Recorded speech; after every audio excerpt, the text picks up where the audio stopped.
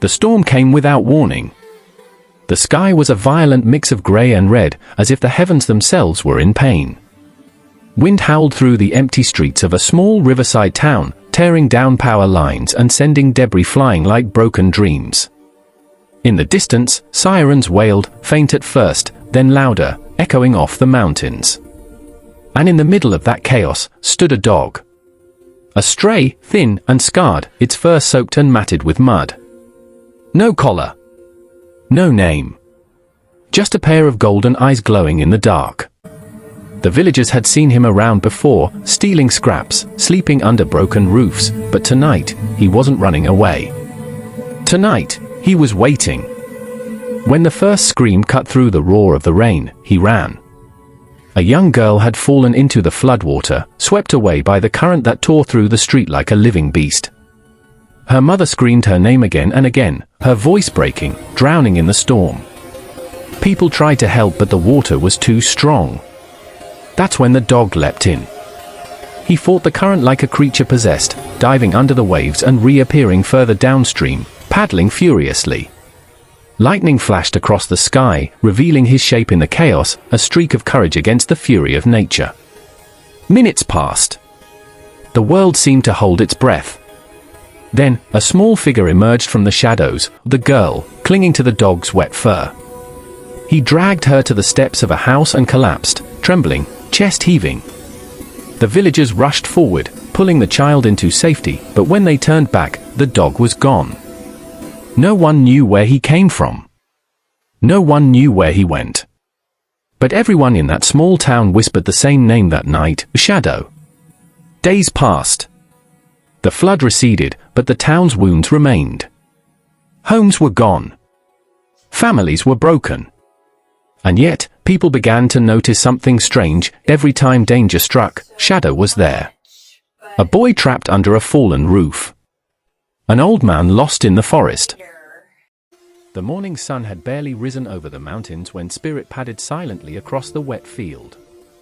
The air smelled of rain and earth, fresh and heavy. He paused for a moment, ears twitching, nose sniffing the faint scent of smoke.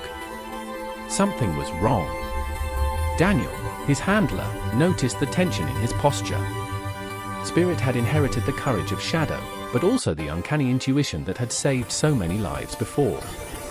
A landslide had hit a remote village overnight.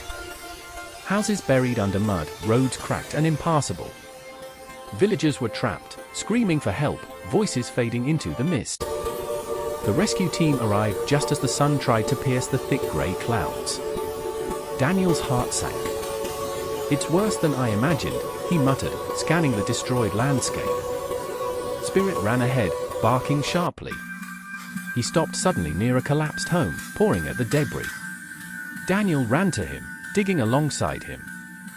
The dirt and mud were heavy, but Spirit refused to leave.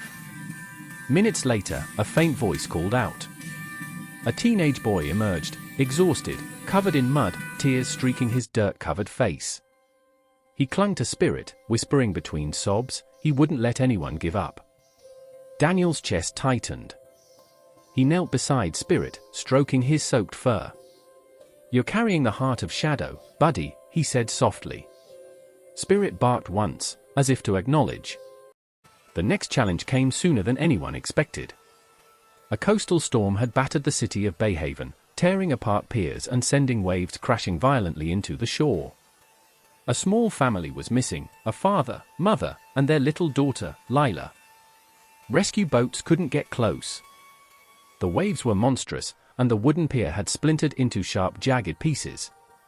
Spirit paced nervously, ears alert, tail stiff. Daniel tried to keep him back. "It's too dangerous," he warned. But Spirit barked sharply, pulling at the leash toward the wreckage. He didn't hesitate, jumping between. The sun rose over the horizon with a quiet promise.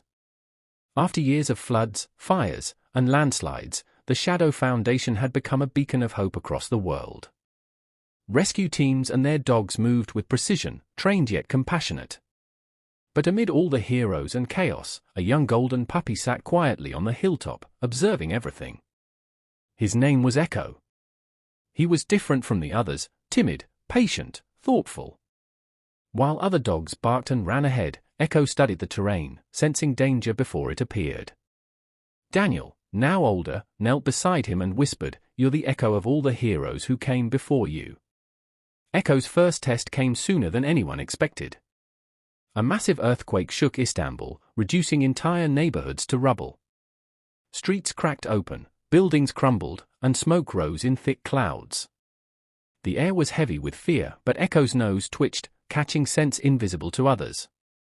Daniel and his team raced through the streets. Survivors were trapped under debris, calling for help with voices barely audible above the chaos. Echo ran ahead, sniffing, barking, guiding the rescuers through narrow passages of fallen concrete. In one ruined apartment building, he found two people pinned beneath heavy beams. He stayed beside them, his bark guiding rescuers to their exact location. When they were pulled out, they clung to him as though he was a guardian angel sent from the sky. But the world would not allow Echo's courage to go untested.